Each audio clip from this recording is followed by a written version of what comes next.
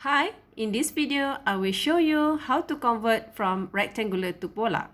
For example, if you have 25 plus 19j, how do you convert this using your scientific calculator? So in this exercise, I'm using calculator FX570MS. First of all, you need to turn on your calculator first, and then you go to the mode complex. And then you see complex number 2 by pressing number 2. Okay, you press number 2, you see the CMPLX appear.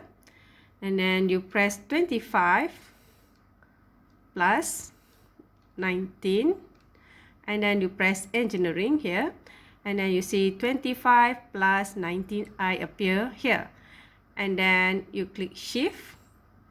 And then you go to plus. You see plus symbol plus here, and then it's appear like this in your screen.